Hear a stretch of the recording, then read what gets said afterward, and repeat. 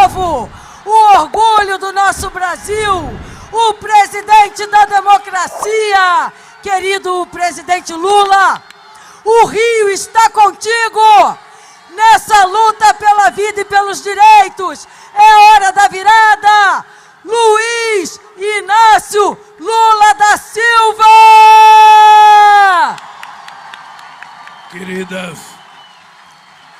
Queridas companheiras do Rio de Janeiro, queridos companheiros do Rio de Janeiro, queridos artistas que estão aqui representando a cultura desse país. Eu estou vendo alguns companheiros aqui muito antigos. Eu estou vendo a Inês Pandeló aqui, que foi prefeita no Rio de Janeiro, na cidade Barra Mansa. Estou vendo o Chico Alencar aqui. Estou vendo o meu querido companheiro Pitanga. Em nome do Pitanga aí, eu cumprimento todos os artistas que estão aqui. Meus queridos, estou vendo a Camila também. Olha como eu sou um cara sincero.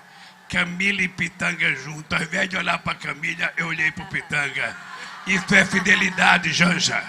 Isso é fidelidade. Olhei para o Pitanga e não olhei para Camila. Queridos companheiros sindicalistas, queridos companheiros petroleiros, eu estou vendo aqui, veja como esse ato aqui é importante. Olha, eu estou vendo aqui até dirigente sindical de São Bernardo, o cara que ocupa a cadeira que eu ocupei durante 6 anos, está aqui o companheiro Moisés, nosso presidente do sindicato, o companheiro Wellington, que é o tesoureiro do sindicato, a companheira da CUT está ali na mesa, ali, sentada, não é mesa, é um palanque aqui. Companheiros e companheiros, eu não vou citar o nome de vocês outra vez, porque todos vocês quase são candidatos, eu não quero cometer um crime eleitoral fazendo propaganda de vocês. Mas eu quero citar o companheiro Joãozinho, que é o presidente do PT local, e contar um pequeno caso para vocês. Eu estou há muito tempo querendo vir fazer um ato no Rio de Janeiro. Há muito tempo. Eu queria que você viesse aqui, Freixo, porque você é a razão disso. Eu estava querendo fazer um ato porque era preciso acabar com as dúvidas. Ô, Lucélia Santos, é você que está aí, minha linda. Eu queria acabar com uma dúvida que há muito tempo eu ouvia rumores aqui no Rio de Janeiro. Ah, será que o Lula está apoiando o Freixo ou não está apoiando o Freixo? Será que o PT vai apoiar o Freixo ou não vai apoiar o Freixo? Será que o Lula deve ser um candidato apoiado por todos os outros?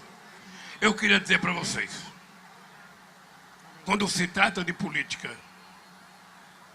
quando se trata de disputa, a gente tem que escolher com quem que a gente quer estar, com quem que a gente quer apoiar. E eu queria vir aqui para tentar fazer um ato público. E aí eu queria fazer na Baixada, eu não queria vir aqui. Eu queria ir na Baixada. Aí o pessoal achou. Primeiro o pessoal tentou desmarcar e eu não aceitei desmarcar. Aí eu fui derrotado porque o pessoal me derrotou, porque eu queria ir na Baixada, disseram que era aqui. E eu quero agradecer quem me derrotou de fazer aqui, porque tem gente pra caceta aqui nessa praça. E tem muita gente lá atrás, tem muita gente na escadaria. Você falou de uma Marielle, olha quanta Marielle lá. Bem, então eu vim aqui para tirar as dúvidas de qualquer pessoa, que aqui no Rio de Janeiro eu tenho candidato a governador chamado Marcelo Freixo. Não tenho nada contra ninguém, não tenho nada contra os outros, quem quiser ser candidato que seja, mas é preciso ficar claro a cada companheiro que vai votar no Lula, que saiba que é importante votar no Freixo para que a gente ganhe o governo do Rio de Janeiro. E eu quero, de coração, agradecer o carinho, mesmo das pessoas que ainda não queria fechar rapidamente com o Freixo, eu sei que não faziam por mal, faziam na tentativa de me ajudar a eleger presidente da República. O que é importante ter em conta é que quando a gente for eleito, a gente precisa ter gente para ajudar a gente lá. E aí entra uma coisa importante chamada deputado federal e senador da República.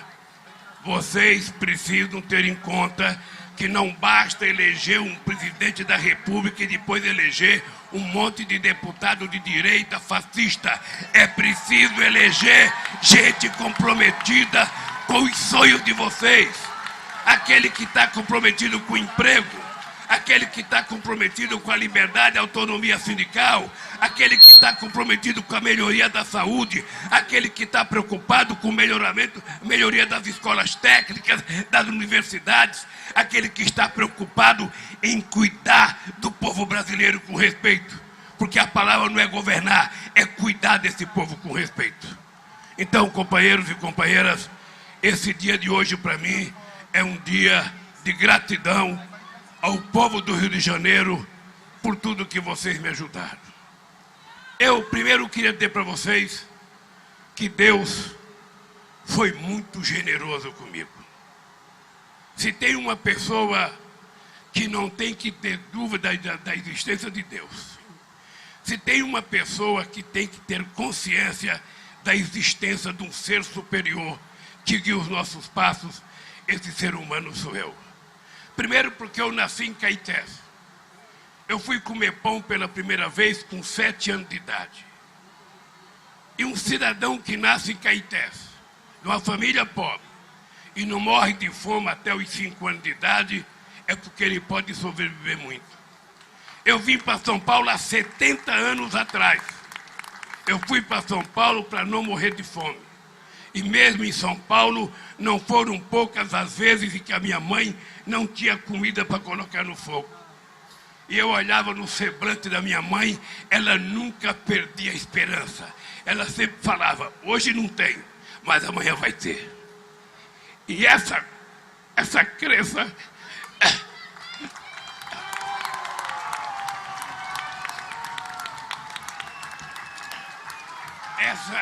Essa crença me formou.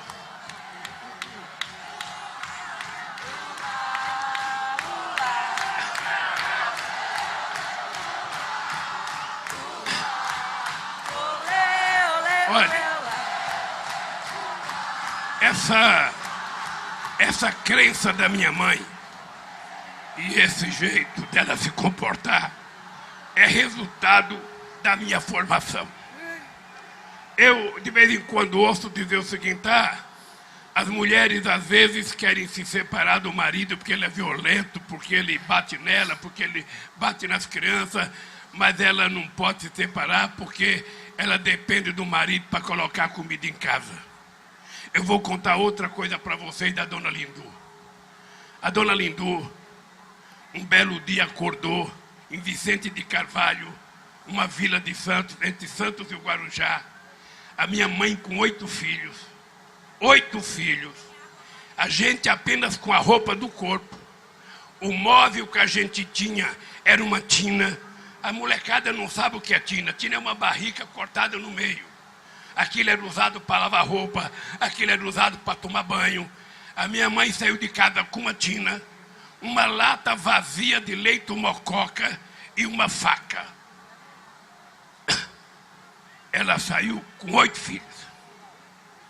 Fomos morar num barraco com todos os irmãos pequenos. Eu vendia amendoim, vendia laranja, o outro meu irmão vendia tapioca, o outro meu irmão trabalhava na carvoaria, o outro vendia peixe.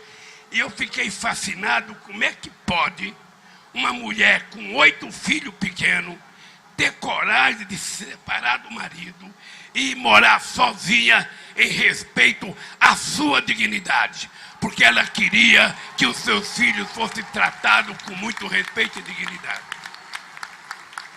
E sobrevivemos. Conseguimos sobreviver. Vocês sabem que eu tenho um sonho, eu adoraria ser economista, porque eu acho economista um bicho inteligente, Luiz. Eu sempre brinco com os economistas. Pense numa pessoa inteligente e economista. Ele sabe tudo que é número. Sobretudo quando a gente está na oposição, a gente tem solução para tudo. Quando chega no governo, as coisas começam a ficar mais difíceis e nem sempre tem solução. Mas eu não pude ser economista, eu fui ser torneiro mecânico. E de torneiro mecânico eu virei dirigente sindical. E de dirigente sindical eu virei presidente da República desse país. Há duas coisas importantes na minha vida. É porque não estava na historiografia, não estava na cabeça de nenhum cientista político, um operário metalúrgico sem diploma universitário ser presidente da República.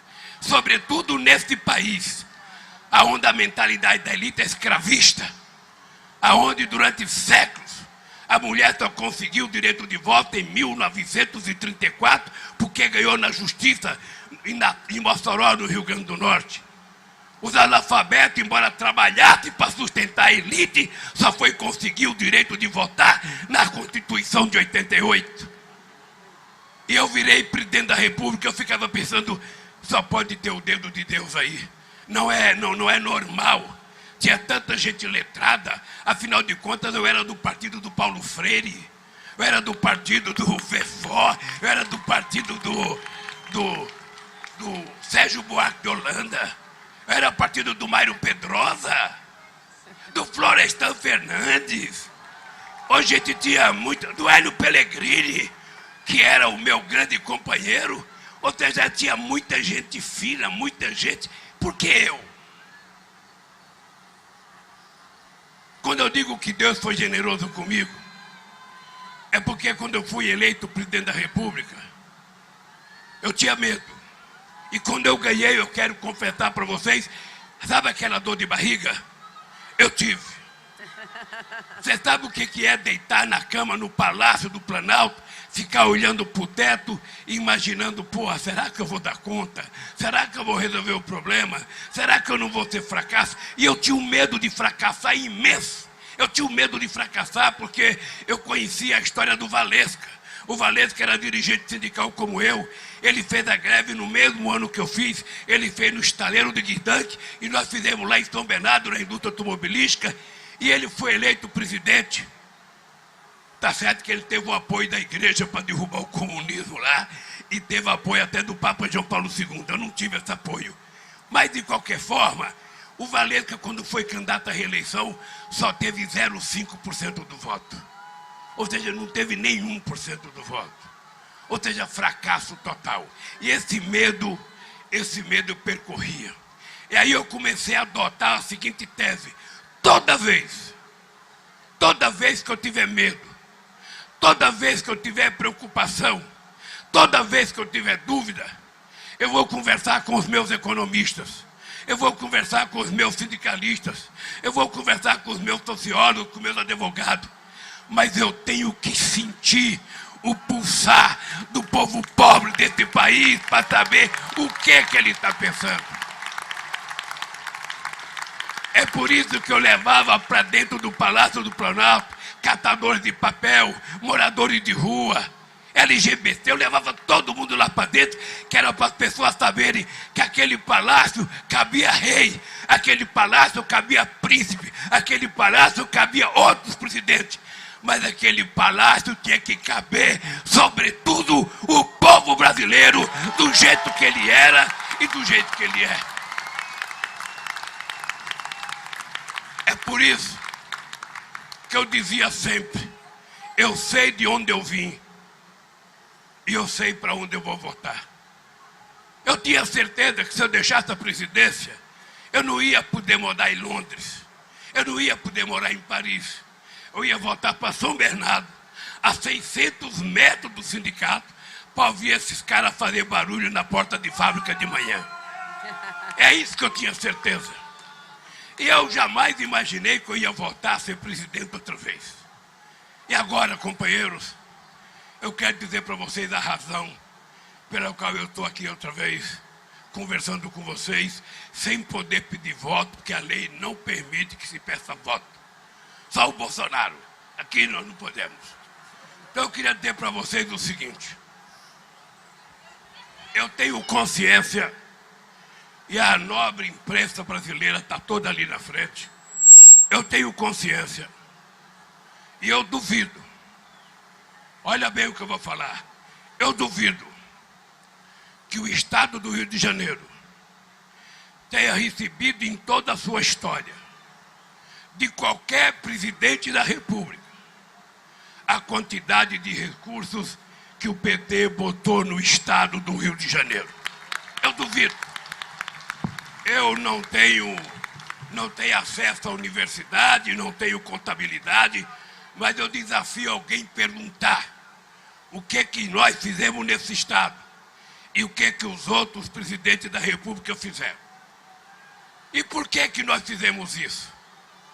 Porque eu acho que o Rio de Janeiro é muito importante para o Brasil, e o Rio de Janeiro não pode ficar aparecendo nas páginas de jornais apenas por conta da violência, apenas por conta das balas perdidas, apenas por conta da morte de filhas, de irmãos, de pais, de gente pobre. É sempre na periferia que acontece isso, e é sempre junto às pessoas mais pobres. E eu tinha consciência de que a violência, ela tem várias razões, mas uma das principais razões da violência é a ausência do Estado no cumprimento da sua função de atender às necessidades do povo com políticas públicas. Se o povo tivesse emprego, se tivesse escola de qualidade, se tivesse saúde de qualidade, se tivesse área de lazer, se tivesse cultura, se tivesse água boa, tratamento de esgoto, não teria metade da violência que tem no Rio de Janeiro. Não teria metade das chamadas balas perdidas que eles falam. É engraçado que essa bala perdida nunca bate no muro, bate sempre em alguém. E sempre alguém inocente. Então eu estava convencido disso, e por isso eu comecei a fazer investimento no Rio de Janeiro. E Alckmin, você vai viajar o Brasil inteiro. Eu quero dizer que neste estado aqui, nós colocamos de dinheiro 559 bilhões de reais. E que nós colocamos só na cidade do Rio de Janeiro 533 bilhões de reais. Durante todo o tempo do PT no governo. E o PT pode ter certeza que o PT fez isso porque a gente achava que o Rio de Janeiro, que já foi a capital desse país, que é o símbolo do Brasil no mundo inteiro, com os cartões postais e ainda com a extraordinária música Garota de Ipanema, a gente teria que ajudar o Rio de Janeiro, porque não é possível esse Rio de Janeiro ser hoje um dos estados mais sofridos do Brasil, como disseram aqui. Gente do céu, vocês não sabem o sonho que eu tive quando eu disse que era possível a gente recuperar a indústria naval brasileira. Cadê minha água, gente? Pelo amor de Deus. Gente, quando eu era presidente, veja a diferença. Quando eu era presidente, eu nem olhava, já tinha 10 garrafas d'água. Agora que eu ainda estou na disputa, eu estou aqui quase morrendo atrás de água. Tive que fazer a transposição do São Francisco para ter um pouquinho d'água para beber. Ô Janja, nós somos casados com comunhão de água, porra. Olha, gente, eu sonhava que o Brasil poderia ser melhor. A primeira coisa que eu sonhava é o seguinte: a fome, a seca, primeiro, a seca do Nordeste, que assolava 12 milhões de pessoas no semiárido, não é uma questão da natureza. A seca é um fenômeno da natureza, mas a fome, por conta dela, é irresponsabilidade de quem governa o país. Porque nós já temos tecnologia para fazer as coisas acontecer. Como é que se explica nesse país, sabe, um país que tem 8.000 quilômetros de costa marítima? Como é que pode um país que pode ter uma baita de uma marinha mercante, um país que pode ter uma grande indústria naval, como é que a gente tem que importar navio da China, navio da Coreia do Norte, navio de Singapura? Agora mesmo, só para vocês terem ideia, eles estão importando plataforma da China e de Singapura. Esses empregos que eles estão exportando para lá poderiam ser criados aqui.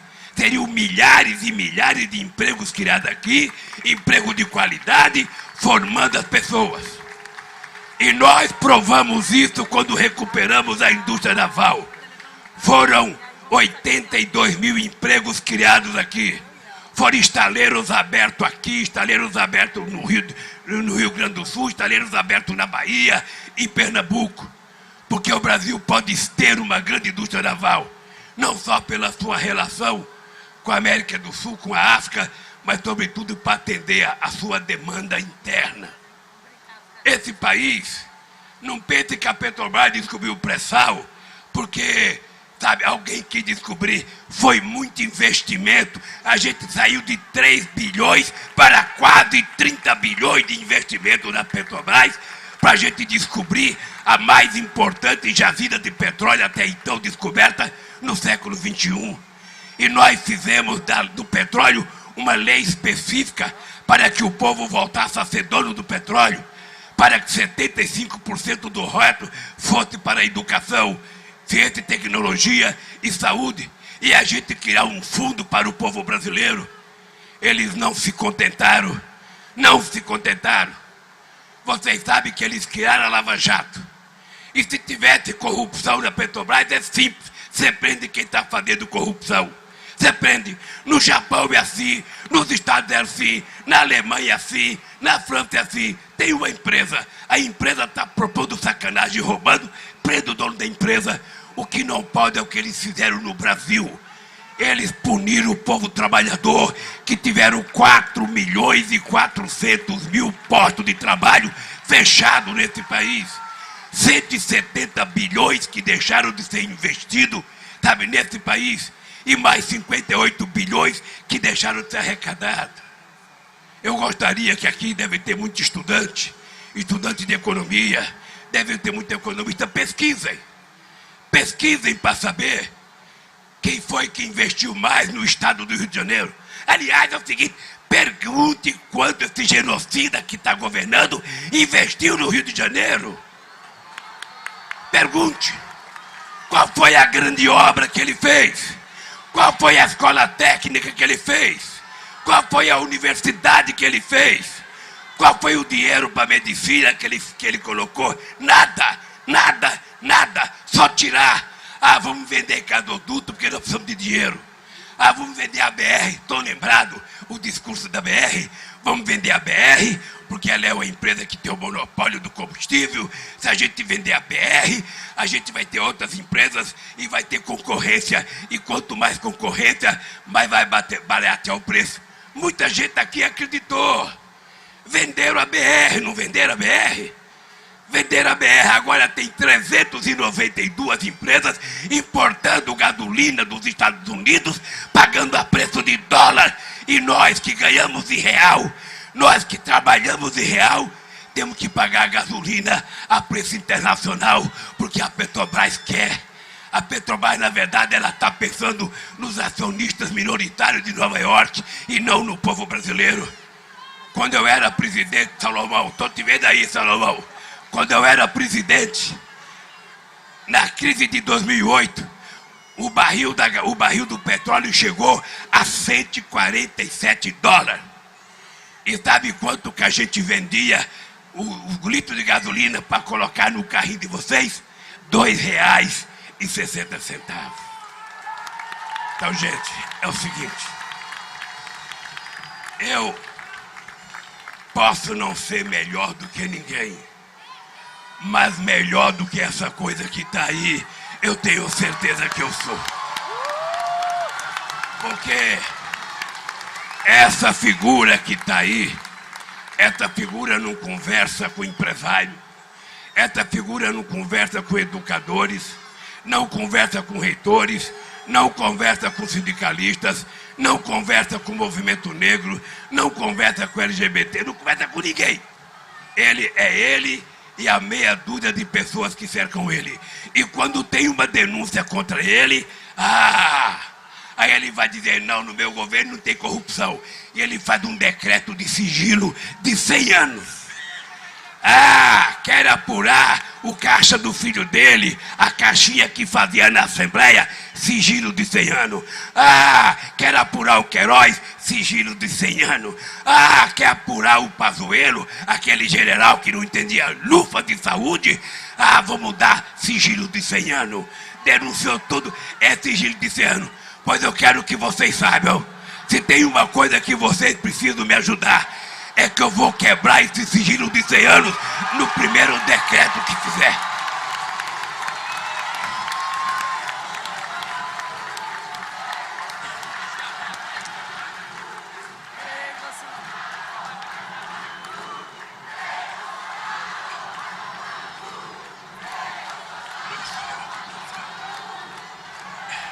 Veja, companheiros e companheiras, esse país está precisando voltar a ser humanizado.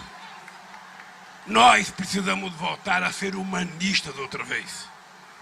Eu, quando era presidente, dizia, a gente tem que pensar com o coração, não é pensar apenas com a cabeça.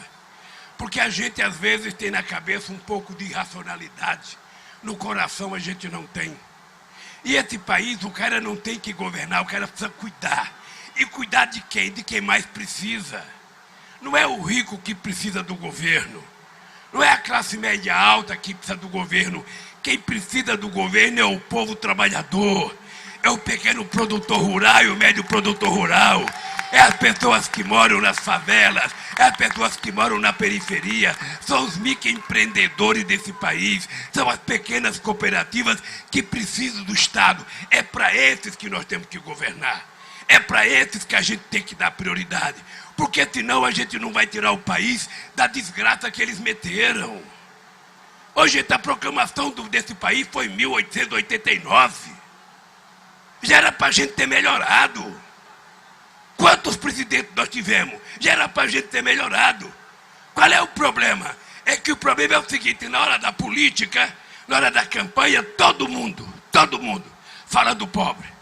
E o Bolsonaro enganou muita gente. Enganou muita gente. E primeiro, gente, olha a cara dele. Benedita, você que é evangélica. Olha a cara do Bolsonaro falando em Deus. Ele está mentindo, porque ele não acredita em Deus. Ele não acredita, olha para a cara dele. Um cara que coloca o filho para disputar um cargo de vereador com a mãe. Como é que pode acreditar? Um cara que causa o mal que está casando, o cara que não derramou uma lágrima por 700 e poucas mil vítimas do Covid, o cara que não sentiu sensibilidade, o cara que veio a Petrópolis quando desbarrancou e nem desceu do helicóptero, o cara que foi a Recife, tinha morrido 130 pessoas, vai lá, passeia de helicóptero, volta e vai andar de jet ski lá em Santa Catarina, ou vai fazer motociata não sei aonde. Ô, gente, nós precisamos voltar a humanizar esse país. Esse país tem que gostar de livros e não de armas. Esse país tem que gostar de amor e não de ódio. Esse país tem que gostar, sabe, de emprego, de salário, que é isso que a gente vai fazer. Então, companheiras e companheiros, já que não tem ninguém para me dar água, eu sou obrigado a parar de falar. Dizer para vocês, ó. Nós precisamos ganhar as eleições no Rio de Janeiro. É preciso que a gente se prepare contra a fake news. É preciso que a gente não acredite nas mentiras.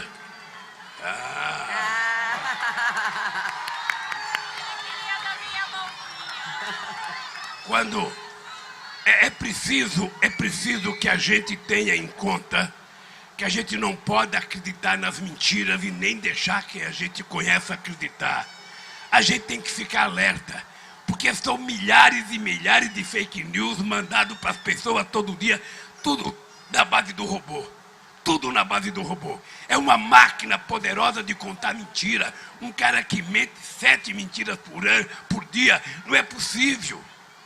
Então, eu acho que derrotar esse cara é uma questão de honra do povo brasileiro.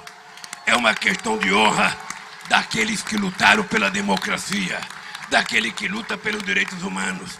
E ele tem que saber Ele tem que saber que nós vamos recriar o Ministério da Cultura e vamos criar em cada estado comitê de cultura.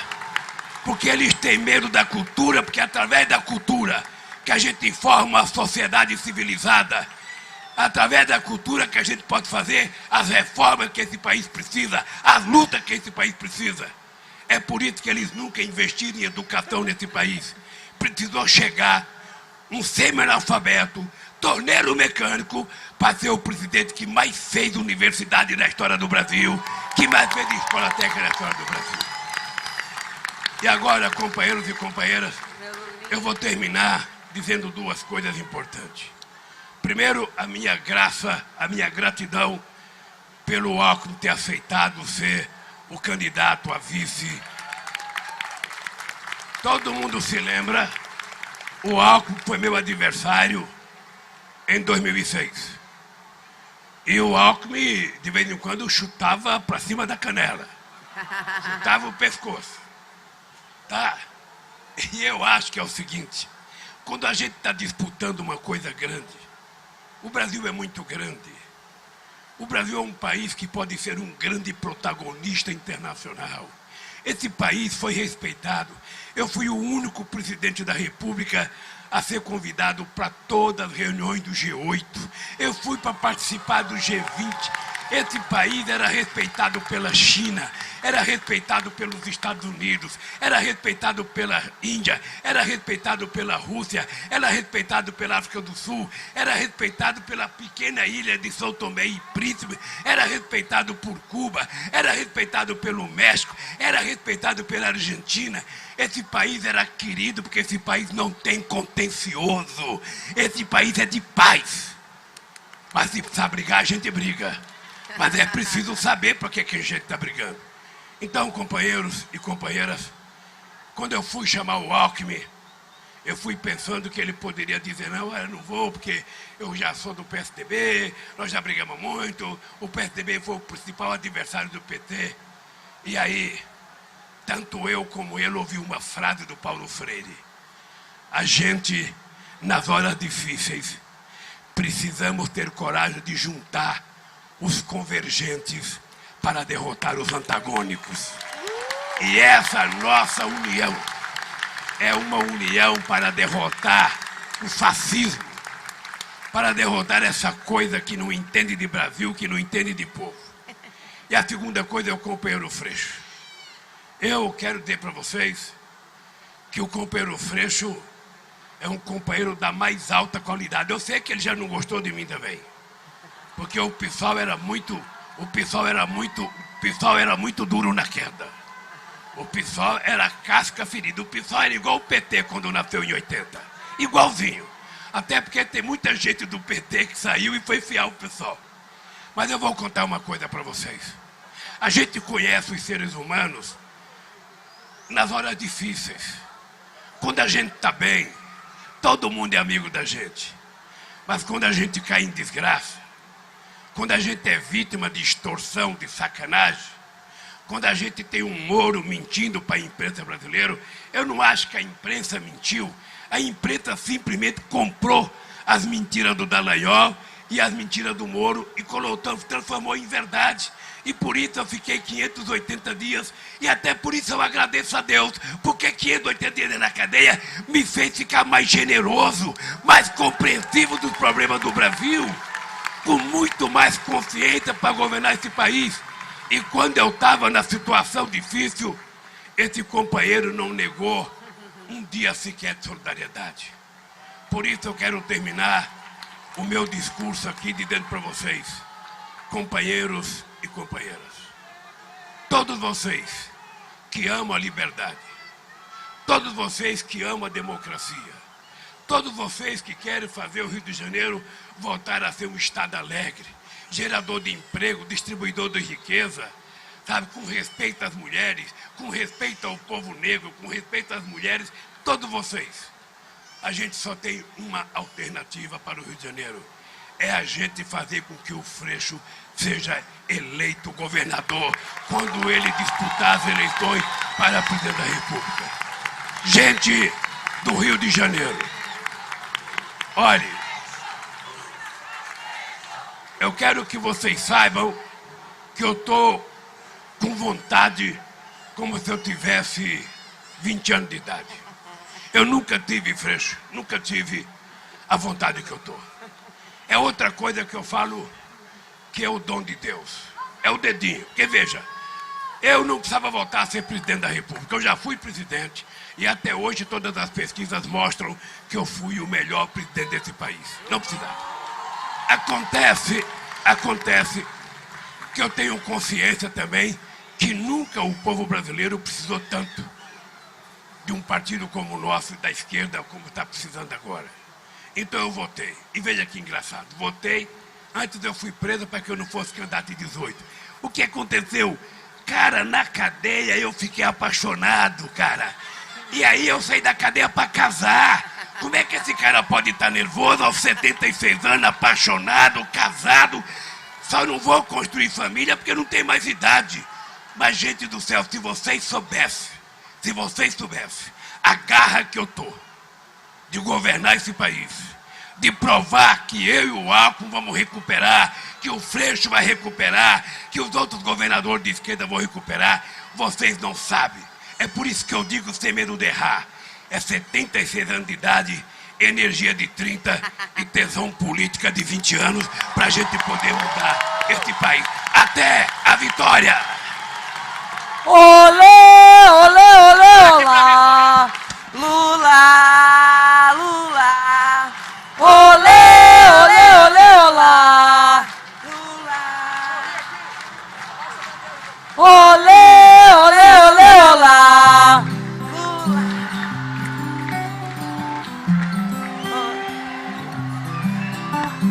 Vem de dentro, eu sei, de novo um sentimento. Por muito tempo esperei e o coração segue pulsando, sem medo de ser feliz. Há uma voz que tentaram calar, Mas essa estrela não vai se apagar. e o brilho ilumina a esperança. Com fé no futuro melhor eu vou, sem medo de ser feliz. Quero ver chegar. Lula lá, brilha nossa estrela. Lula lá, renasce a esperança. Lula lá, o Brasil criança, na alegria de se abraçar. Lula lá, com dignidade. Lula lá, o Brasil merece outra vez oportunidade pra sorrir e brilha nossa estrela. Lula lá, brilha nossa estrela. Lula lá, renasce a esperança. Lula lá, o Brasil criança, na alegria de se abraçar. Lula lá, com dignidade. Lula lá, o Brasil merece outra vez oportunidade pra sorrir e brilha nossa estrela.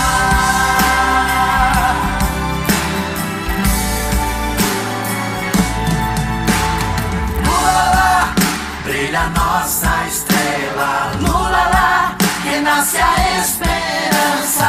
Lula lá,